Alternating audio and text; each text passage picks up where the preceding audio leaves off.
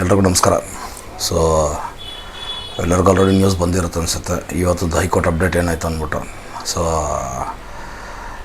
ಇಷ್ಟು ದಿವಸ 7-8 ತಿಂಗಳಿಂದ ನಮ್ಮ ರೈಡರ್ಸು ಅವರು ಏನೇನು ಕಷ್ಟಪಟ್ಟರು, ಏನೇನು ಇದು ಮಾಡಿದ್ರು, ಅದಕ್ಕೆಲ್ಲ ಇವತ್ತೊಂದು ರಿಲೀಫ್ ಒಂದು ಸಿಕ್ತು ಅಂತ ಹೇಳ್ಬೋದು. ಜಜ್ಮೆಂಟ್ ಬಂದ್ಬಿಟ್ಟು ನಮ್ಮ ಕಡೆ ಆಗಿದೆ. ಇವತ್ತು ಯಾವುದು ಸ್ಕ್ರಿಪ್ಟ್ ಇಲ್ಲ, ಅದು ಡೈರೆಕ್ಟಾಗೇ ಹೇಳ್ತಿರೋದು, ಇದು ಡೈರೆಕ್ಟಾಗಿ ಮಾತಾಡ್ತಿರೋದು. ಸೊ ನಮ್ಮ ಚೀಫ್ ಜಸ್ಟಿಸ್ ಅವರು ವಿಭು ಬಕ್ರ ಅವರು, ಆಮೇಲೆ CM ಜೋಶಿ ಅವರು, ಓಕೆನಾ, ಇಬ್ಬರು ಬಂದ್ಬಿಟ್ಟು ರಾಜ್ಯಕ್ಕೆ ಯಾವುದೇ ಕಾರಣದಿಂದ 2 ವೀಲರ್ನ ಟ್ರಾನ್ಸ್ಪೋರ್ಟ್ ಕ್ಯಾರೇಜಾಗಿ ಯೂಸ್ ಮಾಡಬಾರ್ದು ಅಂದ್ಬಿಟ್ಟು ಹೇಳೋದಕ್ಕೆ ಹಕ್ಕಿಲ್ಲ.